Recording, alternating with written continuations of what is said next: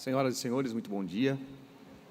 Senhores deputados, senhoras e senhores que nos assistem, sob a proteção de Deus, declaro aberta a presente sessão e imediatamente convido o nobre colega deputado Neudi Sareta para hoje, gentilmente, fazer a leitura das atas das reuniões anteriores.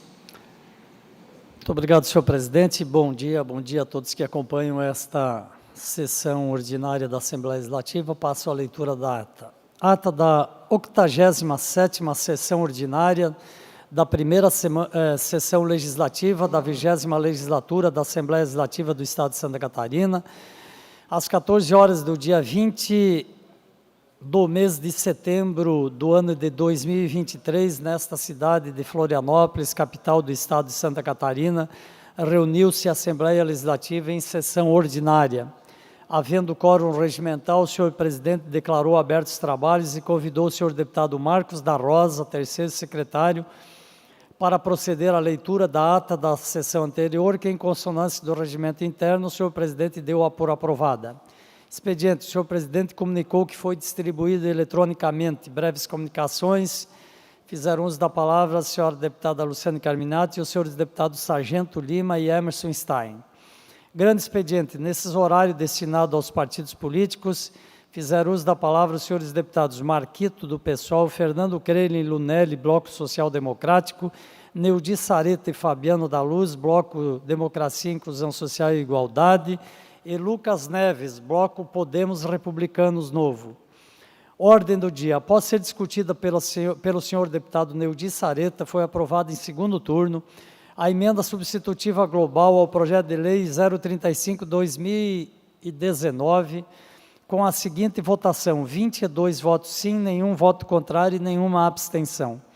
O projeto de lei 48/2000 foi retirado de pauta a pedido e com a aquiescência dos líderes, em virtude da ausência do autor, e o projeto 252/2021 foi retirado de pauta a pedido do líder do Podemos, devido à ausência da autora.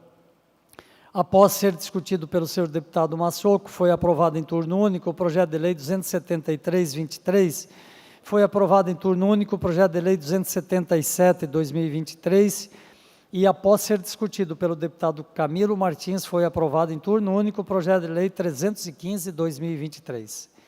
Ex officio, após ser discutido pelo senhor deputado Matheus Cadurim, foi aprovado por maioria em turno único o projeto de decreto legislativo 05/2023.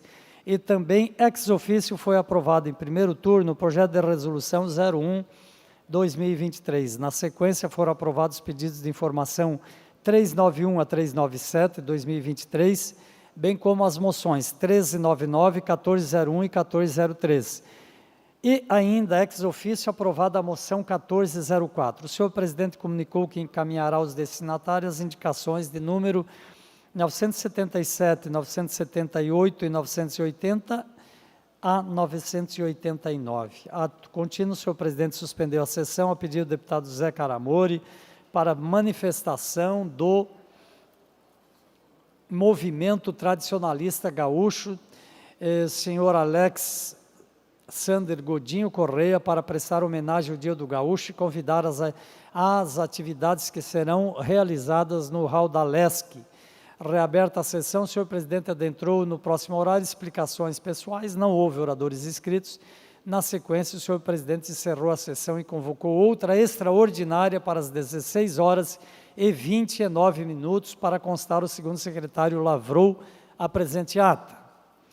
Tenho ainda, senhor presidente, a ata da 17ª sessão extraordinária da primeira sessão legislativa, às 16h29 do dia 20 de setembro de 2023, na cidade de Florianópolis, capital do Estado de Santa Catarina, reuniu-se a Assembleia Legislativa em sessão ordinária. A ordem do dia: após ser discutido pelo deputado Fernando Crelin, foi aprovado em segundo turno o projeto de resolução 1/2023. Ato contínuo, o senhor presidente encerrou a sessão e convocou outra extraordinária para as 16h31. Para constar, o segundo secretário lavrou a presente ata e, finalmente, senhor presidente, a ata da 18ª sessão extraordinária da primeira sessão legislativa da 20ª legislatura, às 16 horas e 31 minutos do dia 20 de setembro do ano de 2023, na cidade de Florianópolis, capital de Santa Catarina, reuniu-se a Assembleia Legislativa em sessão extraordinária. Ordem do dia: aprovada a redação final exarada ao projeto de lei complementar 3519, bem como as redações finais exaradas aos projetos de lei 276/2023, 277/2023, 315/2023 e 5/2023. Ainda aprovada a redação final exarada ao projeto de resolução 01/2023, bem como a redação final exarada ao projeto de decreto legislativo 05/2023. Nada mais havendo a tratar, e antes de encerrar a sessão, o senhor presidente convocou outra ordinária para amanhã, no horário regimental, para constar o senhor secretário. Segundo secretário, lavrou a presente ata. Muito obrigado, deputado Neudir Sareta, que hoje fez as vezes de secretário. Obrigado pela gentileza. Em consonância com o parágrafo 1º do artigo 106 do Regimento Interno, dou-as por aprovadas. Solicito à assessoria que proceda à distribuição do expediente. Em breves comunicações, o primeiro deputado inscrito é Dr. Vicente Caro Preso. O senhor dispõe do tempo regimental.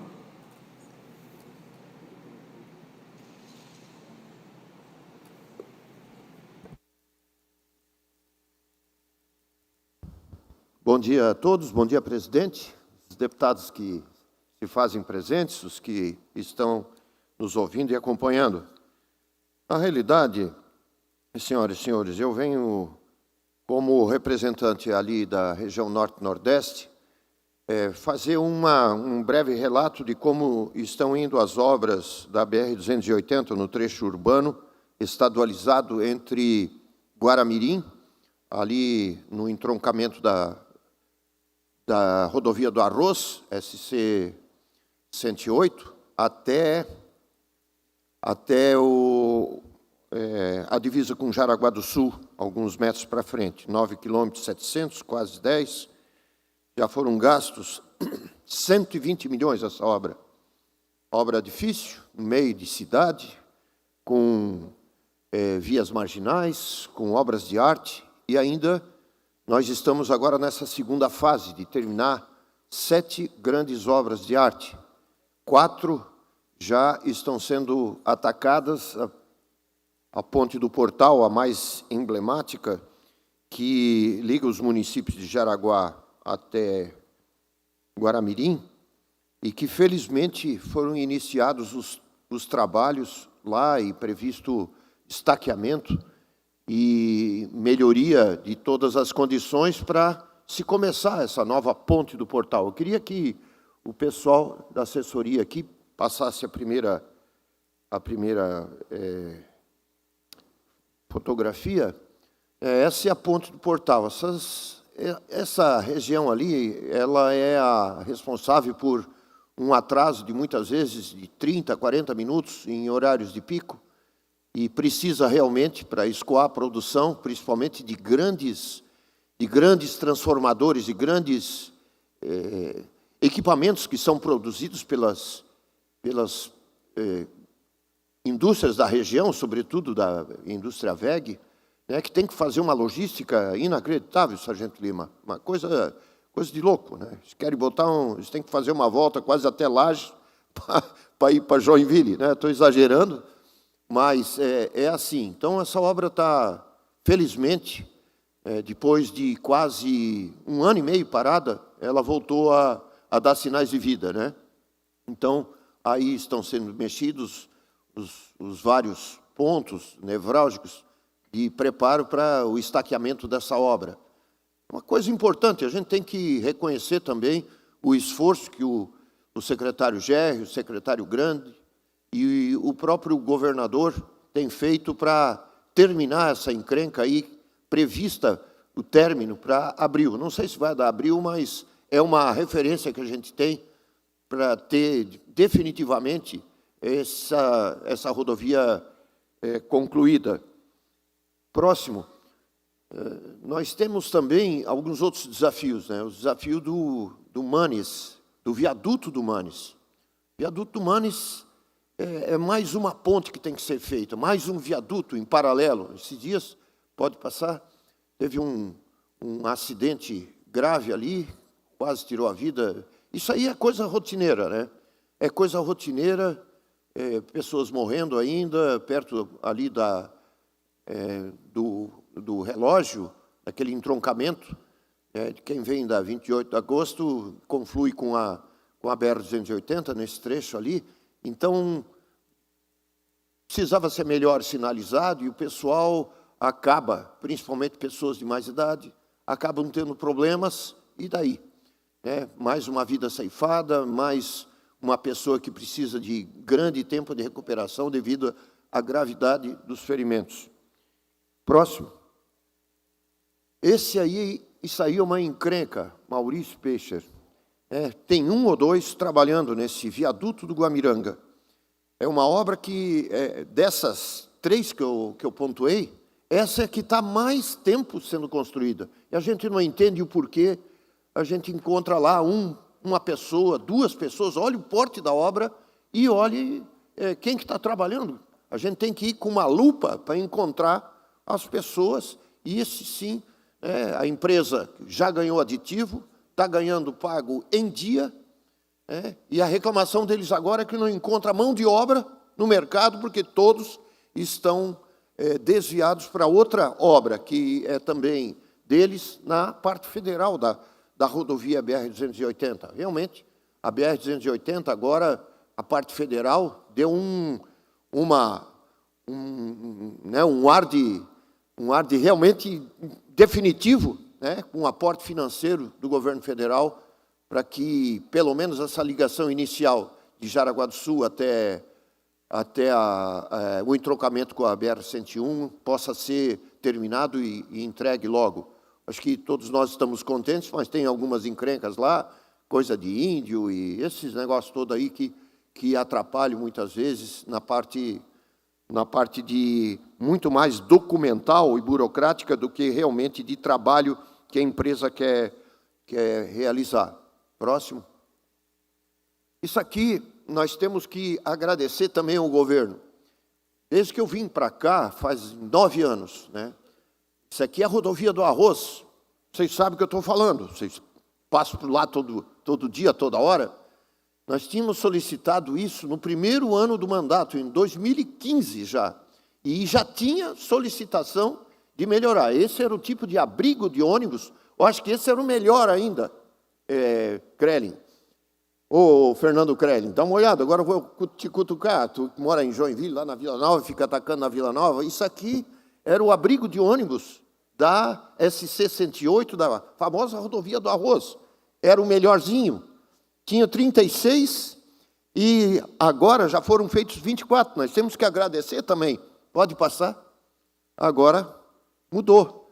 Dos 36, 24 já foram entregues. Então, nós temos que agradecer a gerência, na pessoa da engenheira Andréia, e também aos secretários dessa... Tinha uma pendenga que eu não entendo. O governo do Estado, tanto do Colombo quanto do Moisés, estavam brigando com os municípios, dizendo que isso era uma necessidade dos municípios fazer, que o Estado não tinha nada para fazer. Ora, numa rodovia estadual, faça o meu favor, nós estamos falando de uma quantia muito pequena. Por favor, deputado Krellin.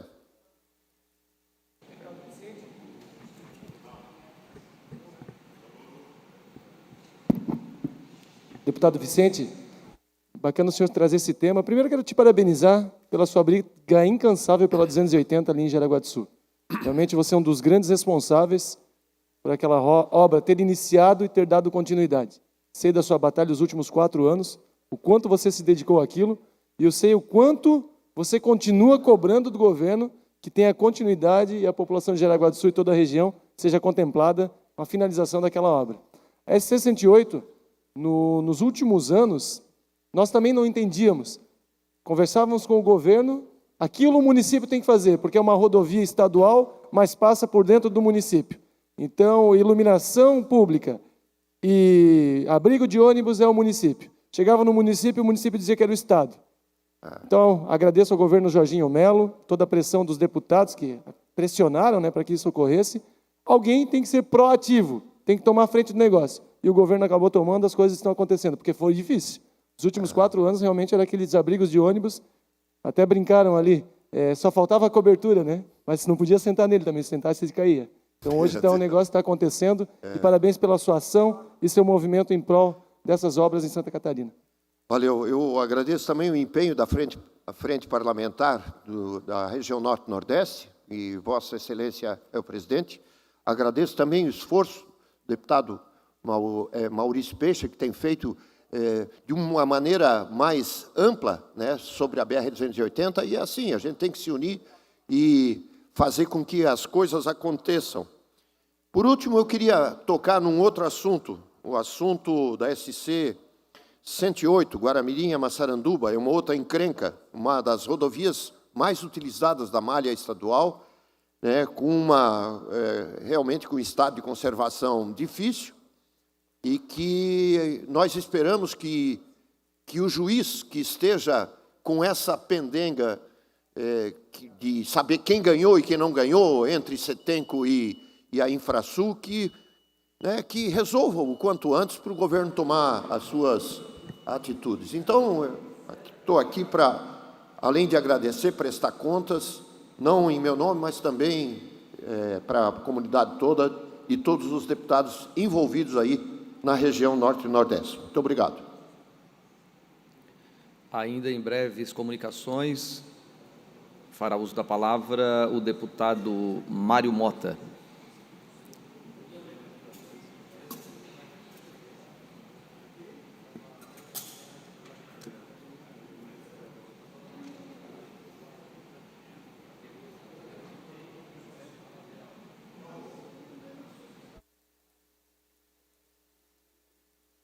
Senhor presidente, membros da mesa, demais colegas presentes nesta quinta-feira, todos os que nos acompanham pelas emissoras de rádio, TV e redes sociais da LESC, vamos fazer mais um bom dia. Amigos, a Lei de Responsabilidade Fiscal é um código de conduta para os administradores públicos de todo o país, que vale para os 3 poderes, o Executivo, o Legislativo e o Judiciário, nas 3 esferas de governo, municipal, federal e estadual. O objetivo da Lei de Responsabilidade Fiscal sempre foi melhorar a administração das contas públicas em nosso país. Com ela, todos os governantes passaram a ter compromissos com o orçamento e com as metas a serem cumpridas. Já dizia a estadista britânica Margaret Thatcher, conhecida como Dama de Ferro, não existe coisa de dinheiro público. Existe apenas o dinheiro dos pagadores de impostos. E a gente completa a sua ideia. Nós temos o dever de garantir que cada centavo arrecadado com a tributação seja gasto bem e sabiamente. Neste sentido, a responsabilidade fiscal e o poder/dever fiscalizatório desta Casa Legislativa são de suma importância para o respeito com o dinheiro que é tirado da carteira de cada cidadão pagador de impostos.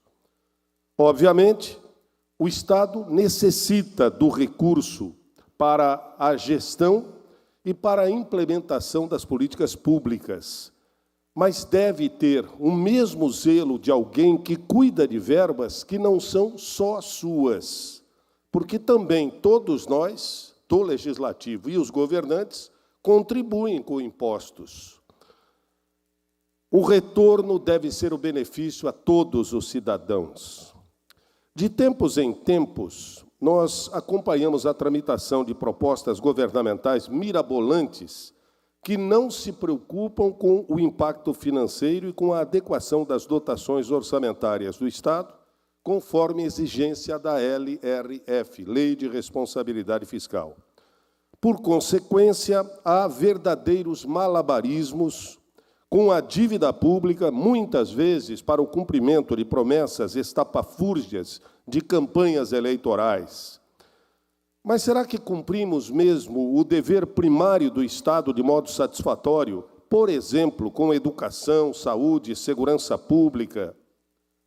São estas as primordiais responsabilidades do Estado, além das demais, que também merecem a aplicação de políticas adequadas. Quando o setor público gasta mais do que pode, o governo tem duas alternativas para se financiar. Uma delas é permitir até mesmo a volta da inflação, imprimindo mais papel moeda e colocando mais dinheiro em circulação na economia. A outra alternativa é o governo pegar dinheiro emprestado no mercado financeiro, emitindo títulos públicos, quase sempre pagando juros também estapafúrdios.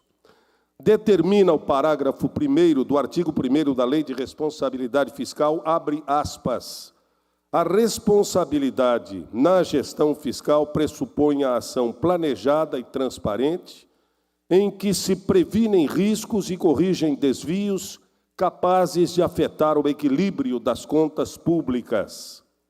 Grosso modo, a responsabilidade fiscal é a medida de respeito com o dinheiro que é retirado de cada cidadão, fazendo gestão com responsabilidade, de forma planejada e transparente.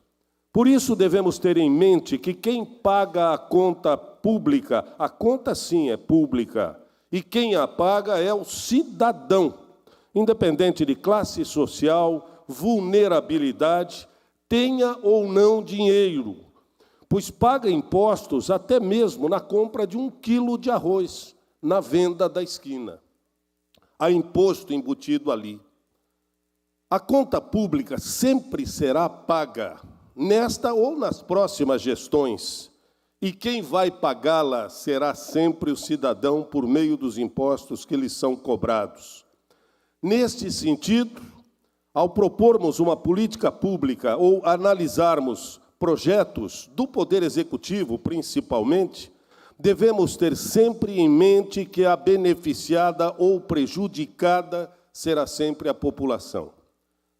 Os princípios constitucionais basilares para qualquer ato da administração pública são legalidade, impessoalidade, moralidade, publicidade e eficiência. Certamente os senhores já ouviram falar desta sigla. Aliás, uma sigla que aparentemente foi feita de propósito. Todo ato público, independente do poder e do nível, deve seguir a LIMPE. Legalidade, impessoalidade, moralidade, publicidade e eficiência. Não basta apenas a boa intenção da política pública. De boa intenção, sabem os senhores o destino. É necessário pensar na execuibilidade, ou seja, a capacidade de ser execuível, de poder ser executado os nossos atos. Pois em algum momento a conta chega. E a volta do peru pode ser colorida, senhores.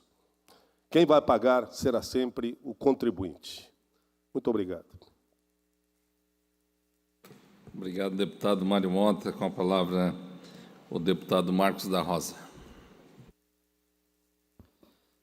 Senhoras e senhores parlamentares, hoje eu quero tão somente registrar aqui a minha opinião, o meu protesto, o meu repúdio, porque ontem, exatamente ontem, a presidente do Supremo Tribunal Federal, a ministra Rosa Weber, marcou para exatamente amanhã, dia 22 de setembro, o início do julgamento da ação que trata da possibilidade de descriminalizar o aborto até a 12ª semana de gestação.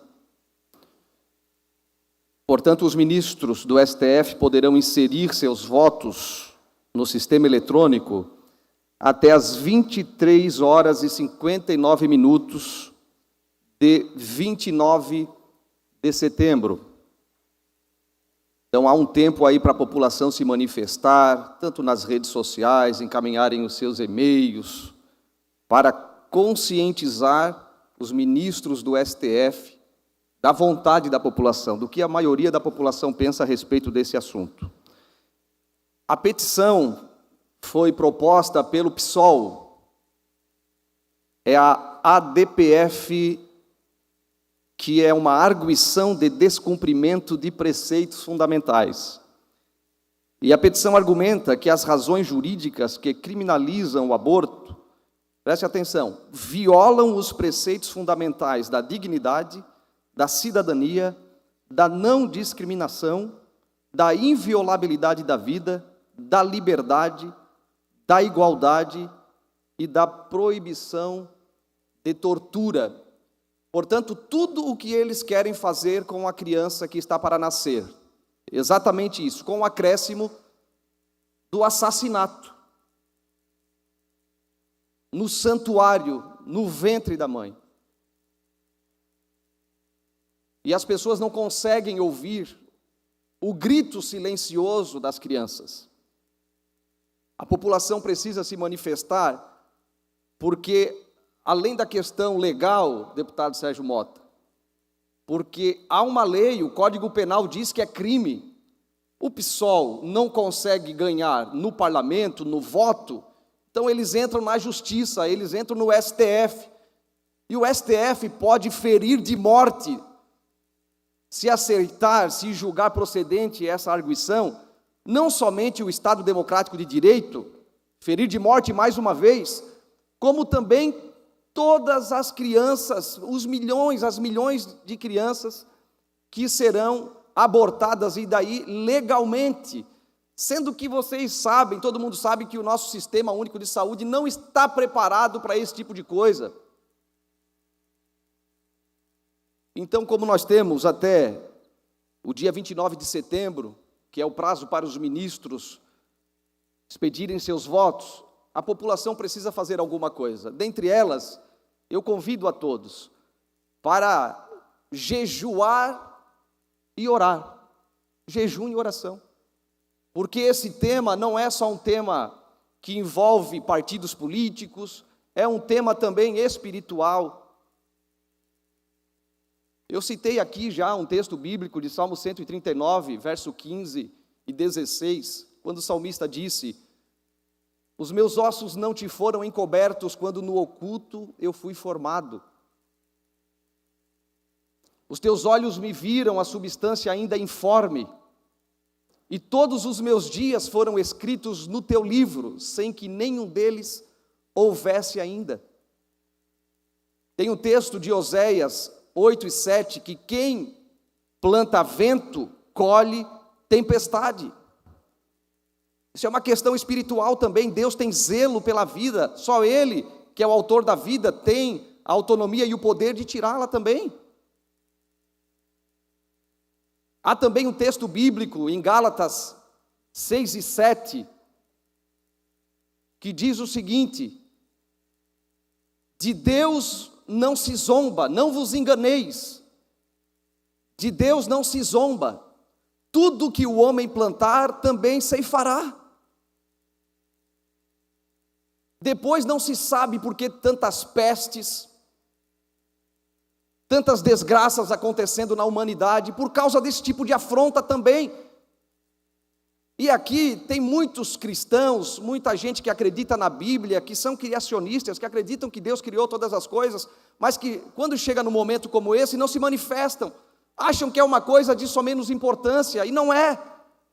É muito importante, estamos falando da vida humana.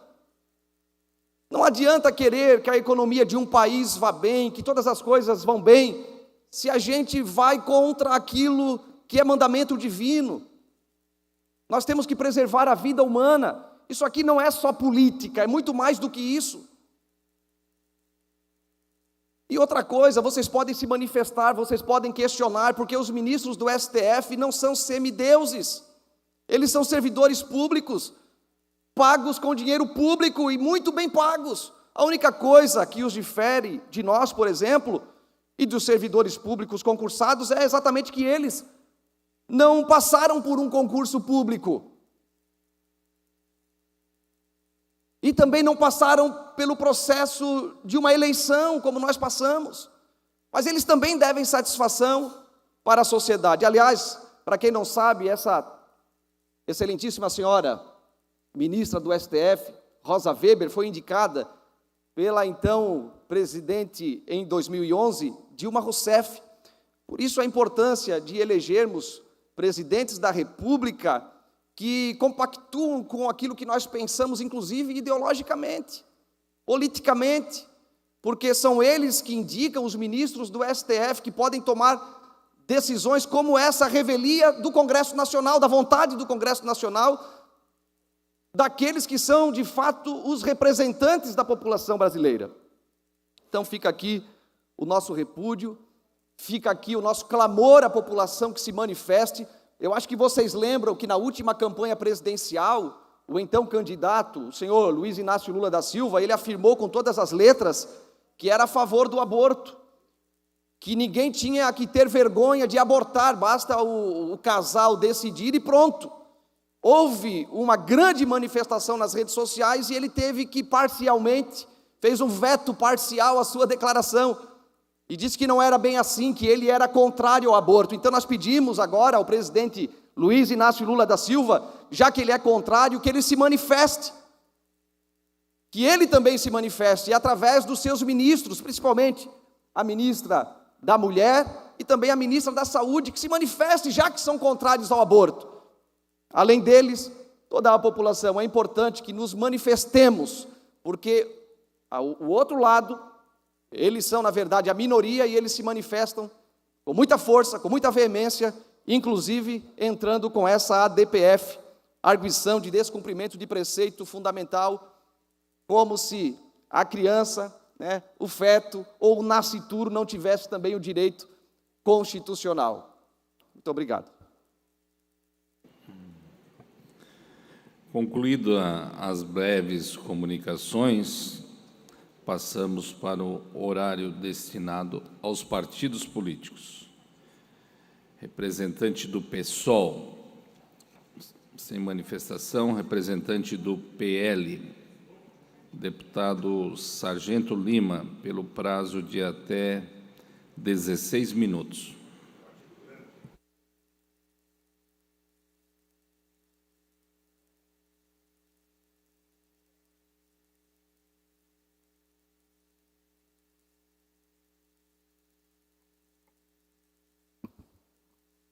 Muito bom dia, senhores. Venho a essa tribuna hoje para dizer com muito orgulho, muitíssimo orgulho mesmo, que fui o primeiro político a se expressar nas redes sociais, a dar início à convocação para que os brasileiros permanecessem em casa no dia 7 de setembro. Eu tenho orgulho disso. Comunicar para vocês que foi um deputado de Santa Catarina o primeiro a desconvocar o 7 de setembro. Nos subestimam aqui em Santa Catarina. Acham que nós não temos voz. Nos subestimaram em 2017, quando nós trazíamos para cá um deputado federal chamado Jair Bolsonaro para fazer palestra. Nos subestimaram. Deputado Fernando, palavras do próprio Dudeler, eu vi aqueles malucos ali na praça com uma saveirinho azul, com uma caixa de som em cima, e ele falava, isto não vai dar nada. Não vai dar nada? Fomos nós que começamos. Nós estamos avisando do que aconteceria nesse país há quase 5 anos. E eu tenho orgulho de ter falado, fique em casa, não por um sentimento de falta de patriotismo, para poder cuidar da sanidade mental do brasileiro, porque ver as Forças Armadas desfilando e prestando continência para um homem que é responsável pelo maior escândalo de corrupção da história da humanidade. Isso ia fazer mal para a saúde mental do brasileiro. E agora, nós tivemos um ponto importantíssimo que está sendo discutido em Brasília, talvez a questão política que deveria ser preocupação de todos os políticos no Brasil, que é a questão da demarcação do marco temporal. Nós estamos trazendo a insegurança. Nós não! Essa corja organizada e bem protegida está trazendo a insegurança jurídica para todos os brasileiros. Trata-se de áreas rurais e urbanas. Qual vai ser o empresário que vai vir querer comprar um terreno no Brasil para colocar a sua empresa, se no dia seguinte pode falar, trata-se de terreno de terras ancestrais, isso, e ele perdeu o seu investimento? Quem que vai ser o insano que vai investir num país que não possui Câmara Federal, e agora que ela fez a sua obrigação de tanto pressionarmos, de aprovar a manutenção do marco temporal, vai ao Senado, um país que o Senado não se manifesta para proteger os interesses do brasileiro, protelou até que fosse às mãos do STF, que era justamente o que eles queriam, e hoje nós temos com 5 votos a 2, para trazer a insegurança para o homem do campo e da cidade. E uma vez decidido pela Suprema Corte, as cortes inferiores irão adotar aquilo que foi decidido pela Corte Superior. Esse é o grande problema. E não bateram o martelo ainda, porque não conseguiram chegar a um entendimento quanto ao ressarcimento. E não se chega àquelas benfeitorias feitas em cima da propriedade, e não se chega por um único e exclusivo motivo, porque não tem como se calcular, deputado Antídio, o prejuízo de você criar 10 estados de Santa Catarina e ressarcir. Que cofre público, que poder financeiro que um país tem de poder assumir um compromisso de ressarcir benfeitorias em cima de uma área do tamanho do estado de Santa Catarina? Que falta de responsabilidade é essa? E quando foi discutido isso na Câmara e foi votado, e restou aprovado essa semana, obrigado a todos os deputados que votaram pela manutenção do marco temporal. Mas teve assim como no meio dos 12, teve um que traiu Cristo, teve um deputado Antônio Carlos Rodrigues, de São Paulo, do Partido Liberal, o único do Partido Liberal que foi lá envergonhar a nossa sigla, e é por isso que eu mandei um ofício solicitando ao presidente do nosso partido, Valdemar da Costa Neto, que expulse, que ele seja expulso do partido, como nós já conseguimos expulsar já um deputado por votar contrário àquilo que está no regimento. Não nos subestime, como eu disse, foi uma voz daqui de Santa Catarina o primeiro a dizer, fique em casa, e o Brasil ficou! E agora eu vou dizer o seguinte, o que nós estamos organizando em todo o território nacional, a culpa não é só do político, não venha com essa história, não venha com essa conversinha de que a culpa é somente do homem, do CPF, a culpa é do partido, porque você que está em casa, cada voto que é feito aqui, os deputados se sentam, discutem com a liderança, e as lideranças se reúnem e decidem aquilo que vão votar. É assim que funciona.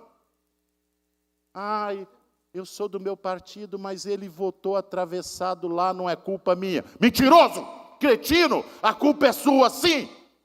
Porque você devia ter falado, se você votar desse jeito, eu vou te pedir para expulsar você do nosso partido. Eu vou mobilizar todos os deputados federais, estaduais, e nós vamos entrar com uma ação e você vai embora do partido. A culpa é do partido. Quem tem que ser punido na urna é o partido.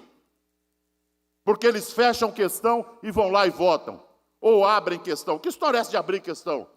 Olha, eu sou um partido de direita, vou votar um marco temporal e vou abrir para os meus deputados votarem como quiserem. Catso, de forma nenhuma.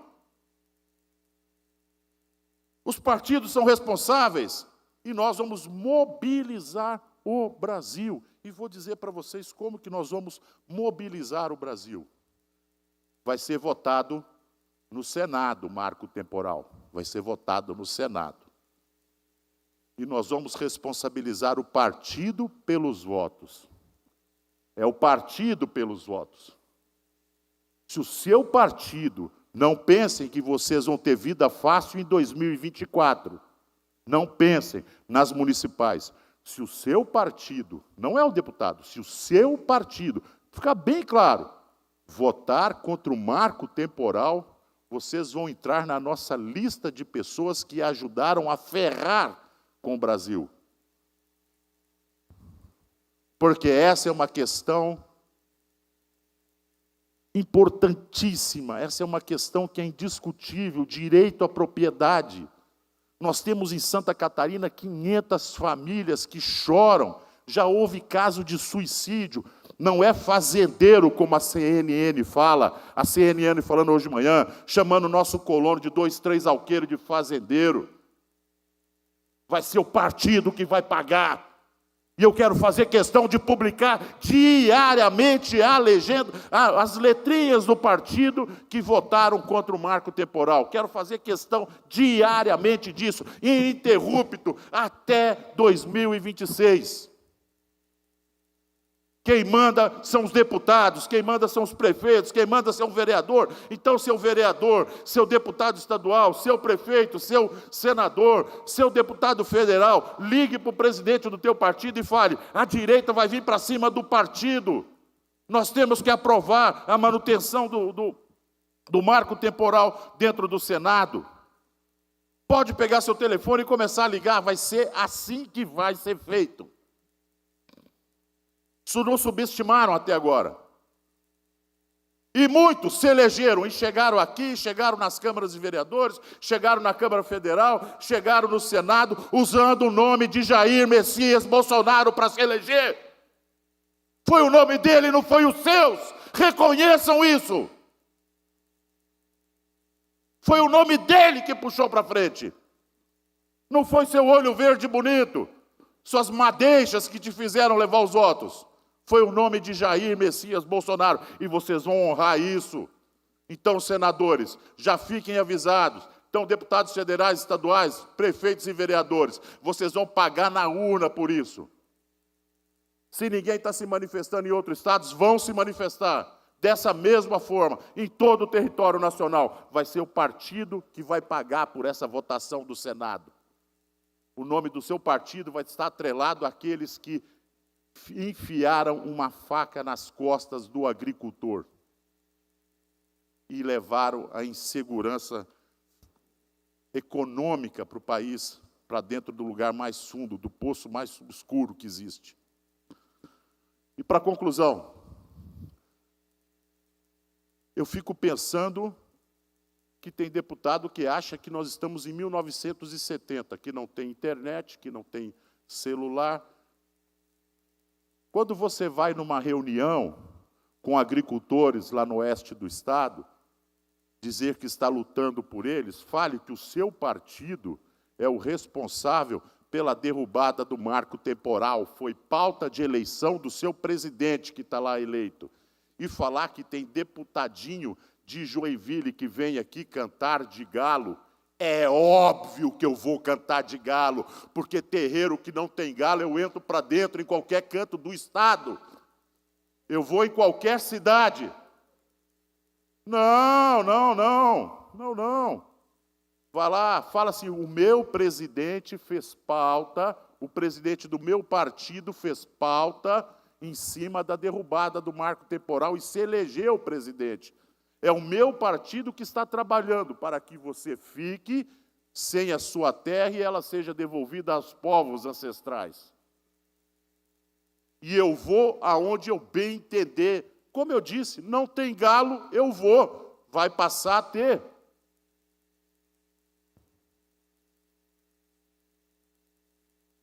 Fica o recado a vereadores, prefeitos, deputados estaduais, deputados federais, senadores.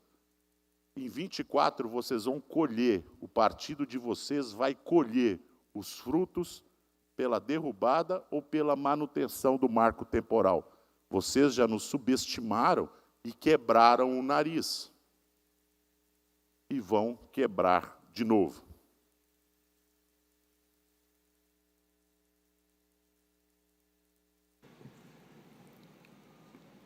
Ainda no horário destinado aos partidos políticos, horário destinado ao Bloco Social Democrático, MDB, PSDB. Bloco União Brasil, PSD e PTB. Bloco Democrático, Inclusão Social e Igualdade, PT e PDT. Bloco Podemos, Republicanos e Novo. Bloco Partido Progressista, ninguém que tenha o interesse de se manifestar. Eu suspendo nesse momento a sessão por 10 minutos para a manifestação da senhora Carolina Viviane Nunes, a pedido da ACAPRENA, Associação Catarinense de Preservação da Natureza, para apresentar sobre o saudoso pesquisador Fritz Miller e os caminhos para o desenvolvimento regional. Convido a senhora Carolina para fazer o uso da palavra.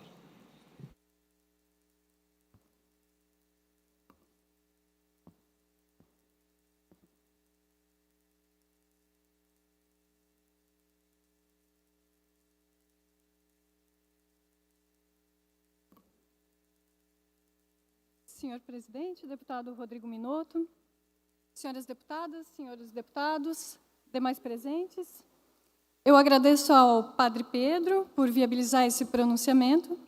Eu sou a Carolina Nunes, a arquiteta de ecossistemas urbanos da Humanitat, que trabalha com metodologias de engajamento, projetos e consultorias na área de urbanismo para melhorar a qualidade de vida das pessoas nas cidades. Eu vou ao Rio de Janeiro participar de um Congresso Brasil-Alemanha que aborda a relevância científica de documentos em língua alemã produzidos no Brasil, patrocinado pela Fundação Alexander von Humboldt, a qual sou ligada como German Chancellor Fellow. Fritz Miller foi um naturalista teuto-brasileiro que morou em Blumenau e em Florianópolis, entre 1852 e 97, onde pesquisou a fauna de invertebrados e a flora catarinense. Em vida, foi reconhecido como doutor honoris causa pelas universidades de Bonn e Tübingen, na Alemanha, e, posteriormente, pela UFSC e FURB. O feito mais conhecido do Fritz Miller foi a colaboração para a teoria de Charles Darwin, em que ele coletou evidências biológicas e reuniu numa publicação, sendo citado 19 vezes na 6ª edição de A Origem das Espécies. Mas Fritz Miller era um pesquisador, um cientista de destaque por mérito próprio, e fazia parte de uma rede de comunicação científica do século XIX. Na Alemanha, eu estive no Museu Alexander Koenig, onde conheci um projeto colaborativo entre eles e Blumenau para a transcrição e tradução de cartões trocados com cientistas alemães. Um conjunto de 5 volumes reúne trabalhos, cartas e uma biografia, e nessa publicação nós encontramos o relato da expedição que ele empreendeu entre Blumenau, minha cidade natal, e Rancho Queimado, onde eu moro hoje. Fritz Miller explorou diversos municípios de Santa Catarina em suas excursões, e o ecologista Lauro Baca, da Caprena, e do grupo Desterro Fritz Miller, Charles Darwin, 200 anos, vem pesquisando os caminhos de Fritz Miller, e eu vou apresentar a ideia de um roteiro que combina turismo com ênfase científica, ambiental e cultural. Santa Catarina é um estado de pequenas e médias cidades que passam por uma encruzilhada do desenvolvimento. Essa é a rua principal de Rancho Queimado, onde eu moro, uma cidade que tem um enorme potencial, sobretudo em função da paisagem e da ambiência, onde é possível andar a cavalo e de bicicleta pelas paisagens rurais e passear com a minha pônei na rua principal. Mas que oportunidades econômicas se perdem quando a cidade fica dessa maneira? Esse bairro de Blumenau, há 2 décadas, não era muito diferente de Rancho Queimado, mas agora se transformou em uma área sem identidade, repleta de galpões e outdoors. Esse bairro é planejado desde a década de 70, e isso levanta um alerta. Como as nossas cidades estão lidando com o planejamento urbano para criar valor? A Alemanha já passou por isso? Essa imagem já foi considerada um sinônimo de progresso. E assim eram as cidades da região de Essen, um aglomerado de indústrias do carvão e do aço. O rio Emscher teve as margens concretadas e era considerado o mais poluído da Europa, mas com o declínio daquele tipo de indústria, eles enfrentaram o colapso econômico, ambiental e social. E a cidade precisou se reinventar, adotando um novo paradigma, baseado no meio ambiente e na cultura. Essen foi a capital europeia da cultura e capital verde europeia, e para isso precisou apresentar resultados e metas. O rio foi despoluído e renaturalizado.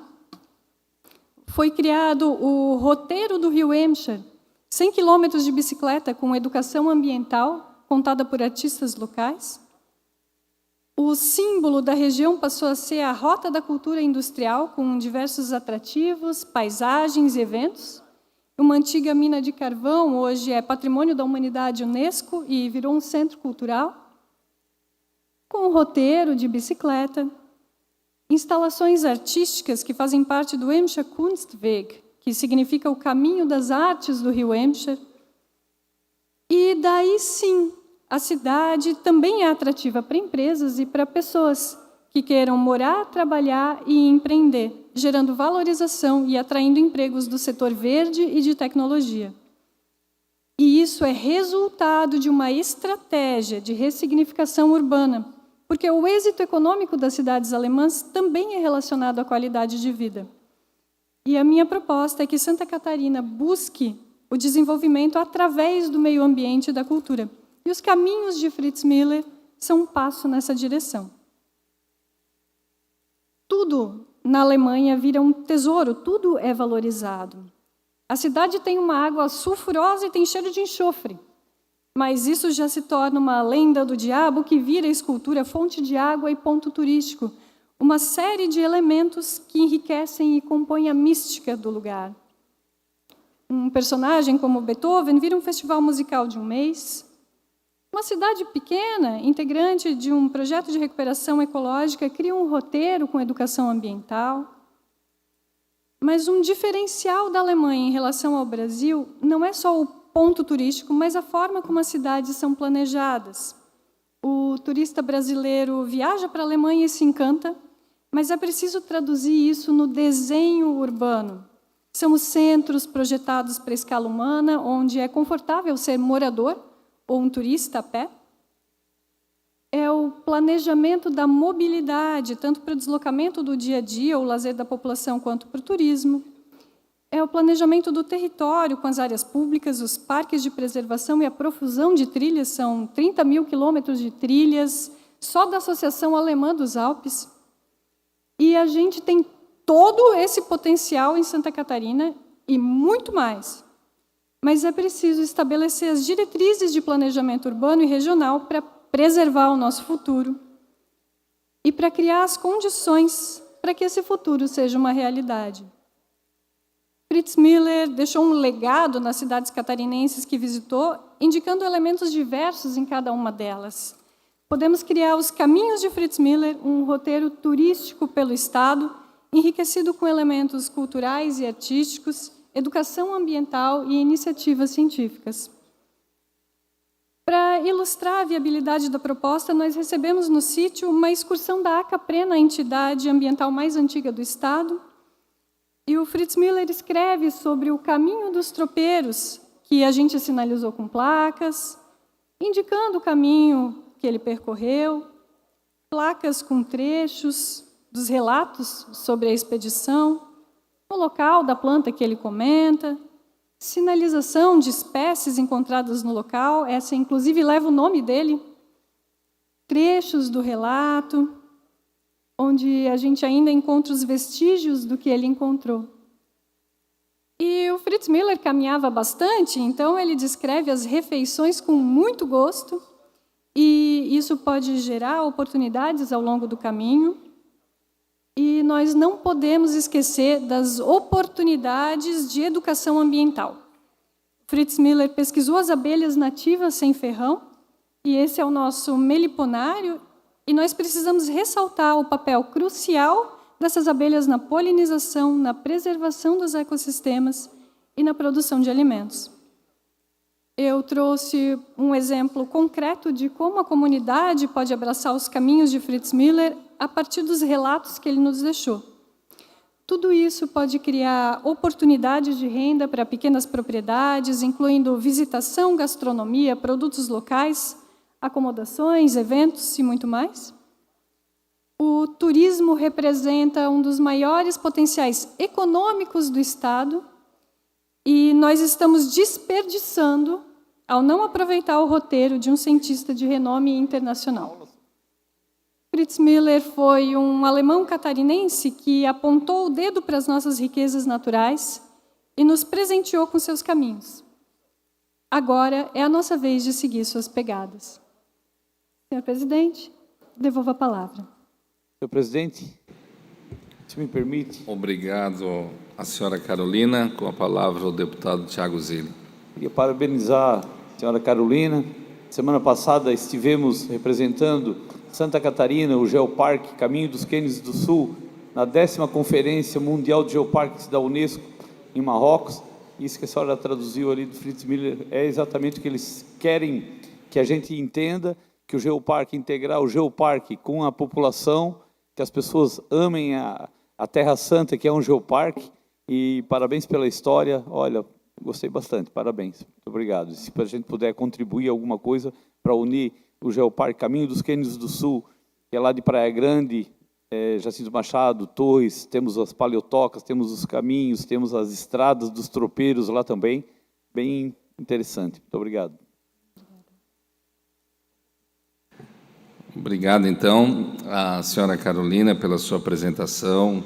Como é bom a gente conhecer cada vez mais o nosso estado de Santa Catarina através dessas imagens, dos roteiros e de tudo aquilo que Fritz Miller estudou e contribuiu para a divulgação do nosso estado. Agradeço a sua manifestação, a sua presença e fique à vontade. Obrigada. Eu reabro a sessão, passando para a ordem do dia. Não havendo quórum regimental para deliberarmos sobre as matérias, são transferidas para a próxima sessão ordinária. Não havendo mais deputados inscritos para explicação pessoal e nada mais havendo a deliberar, esta presidência, antes de encerrar a sessão, convoca outra solene sexta-feira, às 19 horas, em comemoração aos 50 anos de fundação da Embrapa e aos 48 anos da unidade Embrapa Suínos e Aves em Concórdia. Está encerrada a sessão. Um bom dia a todos.